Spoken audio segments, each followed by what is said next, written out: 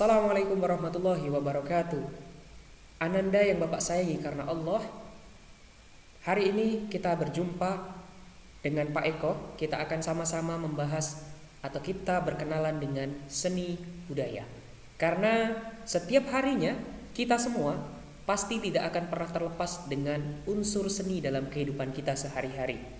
Karena dengan seni, hidup kita akan menjadi indah.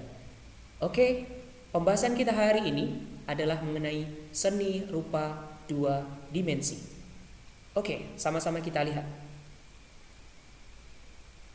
Dari gambar ini, kita semua sering melihat gambar-gambar yang serupa dengan ini. Kita sering melihatnya entah itu di media sosial atau di tempat-tempat yang lain. Kita biasa melihat karya-karya seperti ini yang sangat indah kita lihat. Kemudian ada juga gambar selain ini, misalkan gambar seperti ini. Ini adalah gambar-gambar yang sangat mungkin dihasilkan oleh orang-orang yang punya nilai seni yang tinggi. Ini adalah suatu gambar yang dibuat oleh seseorang yang mempunyai daya imajinasi yang tinggi. Ini adalah sebuah karya ilustrasi yang mengandung berbagai makna. Oke. Jadi hari ini kita akan membahas apa itu seni rupa dua dimensi dan bagaimana contoh-contohnya di dalam kehidupan kita sehari-hari. Oke, pertanyaan yang pertama yang mungkin terlontar di diri kita adalah apa sih yang dimaksud dengan seni rupa dua dimensi? Kita bertanya-tanya, apa sih ya yang merupakan seni rupa dua dimensi? Nanti juga akan ada yang namanya seni rupa 3 dimensi dan seterusnya. Tapi hari ini kita akan cukupkan pembahasan dari seni rupa 2 dimensi. Mungkin kalian punya pengertian atau menerjemahkan di pikiran kalian masing-masing, itu nggak masalah. Tapi yang Bapak mau sampaikan di sini adalah seni rupa 2 dimensi menurut para tokoh-tokoh atau pencetus teori-teori dari tokoh-tokoh terdahulu. Yang akan Bapak tunjukkan ini adalah sosok tokohnya. Orangnya ganteng, pakai kacamata, berkumis, dan dengan pose yang sangat elegan ya. Oke, namanya adalah Alexander Baumgarten. Jadi beliau ini adalah Alexander Garton. Beliau adalah pencetus teori mengenai seni. Apa yang dikatakan oleh beliau, seni itu adalah keindahan yang membuat orang merasa bahagia. Jadi baik yang melihat, yang mendengarkan, dan merasakan itu akan merasa bahagia. Itulah yang dimaksud seni. Jadi ketika kita melihat sesuatu, mendengarkan sesuatu yang menggunakan indera kita, kemudian kita merasa nyaman, merasa bahagia, berarti secara tidak langsung kita itu sedang menyaksikan seni di sekitar kita. Itu menurut Alexander Baumgarten. Jadi intinya seni adalah keindahan yang membuat orang merasa bahagia. Sebenarnya ada beberapa teori-teori lagi selain si Garton. Ada Herbert Reed, kemudian ada Plato, kemudian ada Kartamiarja. Tapi hari ini Bapak cuma memberikan kalian satu contoh pengertian seni menurut Garton, yaitu keindahan yang membuat orang merasa bahagia. Itulah yang dimaksud seni. Sudahkah kalian bahagia ketika melihat, mendengar, atau menyaksikan sesuatu? Ketika kalian sering mengalaminya, berarti kalian sering berpapasan dengan yang disebut seni. Oke, next. Jadi, kemudian ketika kita sudah mengetahui apa yang dimaksud dengan seni, kita akan membahas mengenai jenis seni rupa dua dimensi. Yang pertama, ada gambar bentuk. Kedua, seni lukis. Ketiga, adalah seni grafis. Keempat adalah seni kriya.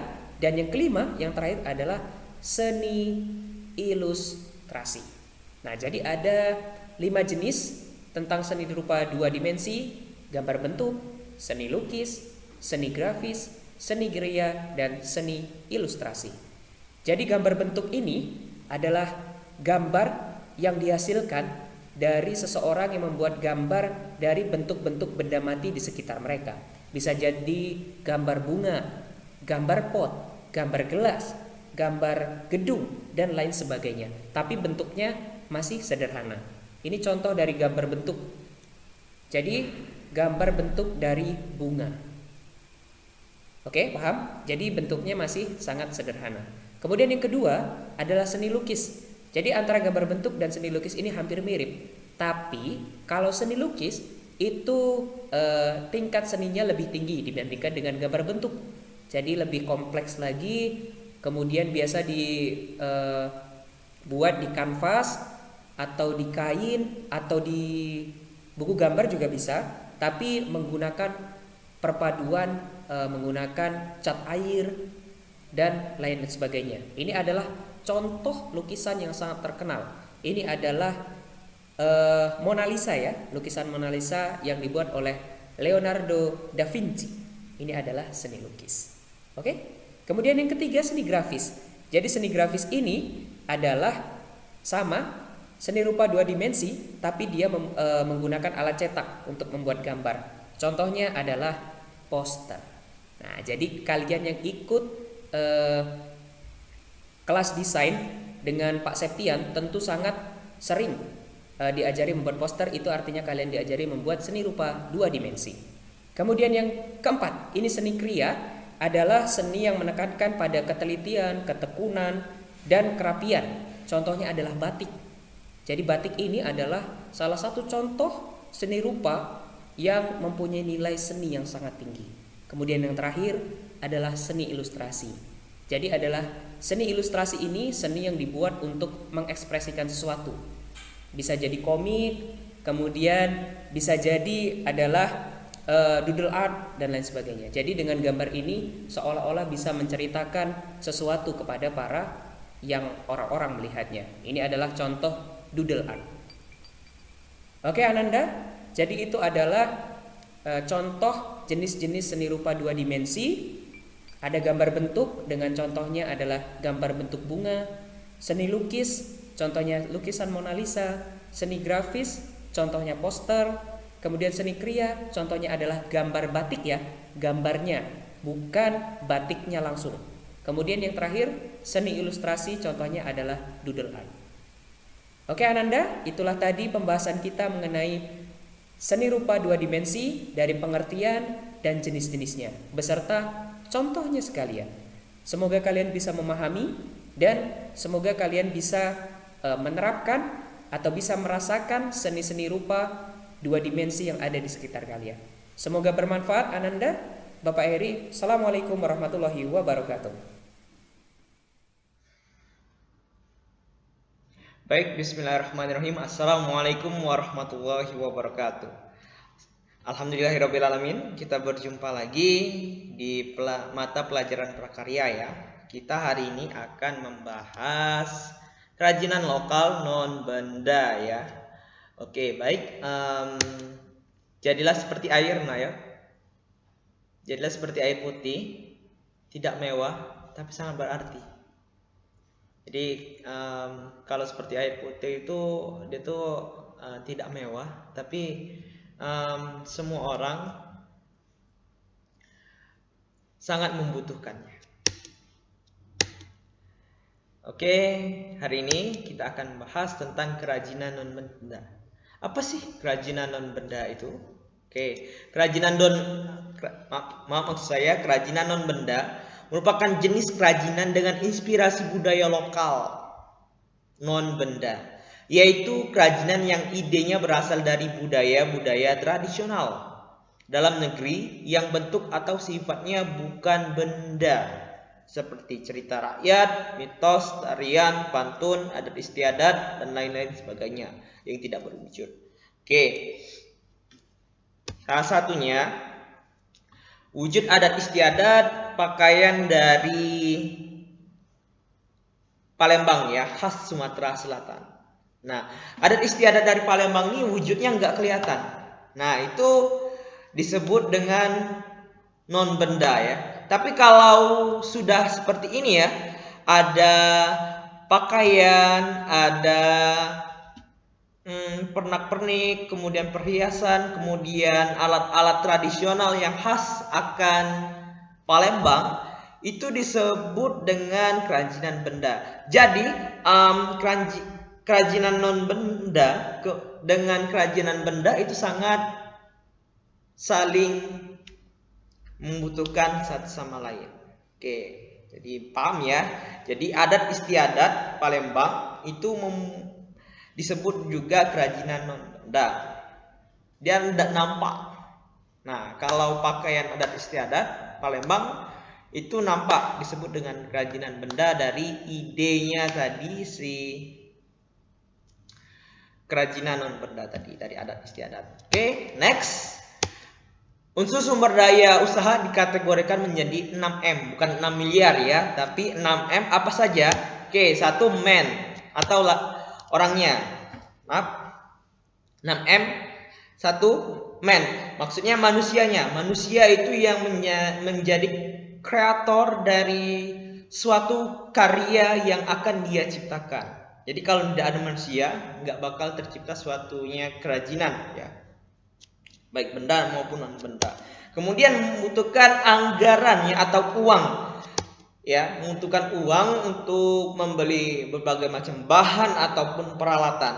Kemudian 3, material. Jadi ketika kita sudah punya anggaran, kita bisa membeli bahan dan alat yang kita butuhkan.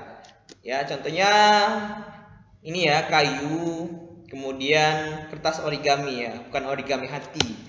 Oke, kemudian mesin atau tools ya. Ibarat tuh kalau kita mau masak nasi goreng, nggak bisa kita langsung ceplokkan nasi gorengnya di atas api, tapi butuh alat yang namanya panci dan penggorengan. Kemudian 5, metode. Metode apa yang akan kita gunakan yang cocok sekali untuk melakukan kerajinan tersebut. Kemudian terakhir, ini contoh toolsnya ya. Market. Kemudian kita hasil dari karya kita tersebut kita dapat pasarkan. Oke, next. Salah satu media berkarya kerajinan non benda adalah, maksud saya, media berkarya kerajinan non benda itu ada dibagi-bagi menjadi beberapa fungsi. Sebelum itu kita harus ketahui juga prakarya ataupun karya dari seseorang tersebut dalam perkembangannya kerajinan memiliki fungsi hias dan fungsi pakai. Nah, contohnya ini ya, fungsi hias. Jadi ini suatu lemari hias yang terkenal dari Palembang ya. Kemudian fungsi pakai. Fungsi pakai contohnya yang tadi ya, pakaian adat istiadat dari kota Palembang. Pakaian adat pernikahan tadi ya. Oke. Kemudian kerajinan bahan alam, contohnya yang memang berasal dari alam, belum diolah sama sekali, berarti primer, bambu, keramik, rotan dan sebagainya. Ini bambu, ya, salah satu contoh dari bahan alam. Kerajinan dari bahan buatan itu contohnya plastik, gips, sabun dan lilin. Nah, ini yang olahan dari bahan alam yang diolah oleh manusia, jadi bukan primer lagi, namun sekunder sekarang disebut ya. Nah, ini plastik salah satu contoh dari hasil olahan karya dan plastik. Oke, 3 hal penting yang sangat menentukan kualitas karya tersebut, diantaranya 1 ya, bahannya dulu. Bahannya harus bagus, berkualitas tinggi. Kemudian bahan juga digunakan sebagai penentu bagus atau tidaknya dari karya tersebut. Kalau misalnya kita mau bikin meja atau kursi ya, masa kita beli kayu yang lapuk? Tidak lama lah umurnya ya. Kita beli kayu yang bagus, kayu jati dan kayu sebagainya yang bagus ya, yang bermerek. Kemudian alat. Nah, kalau kita mau menciptakan suatu meja kursi yang bagus, meja tamu ya misalnya, itu kita membutuhkan alat-alat yang namanya seperti gergaji, pisau, kemudian penggaris, kemudian paku, palu dan lain-lain sebagainya.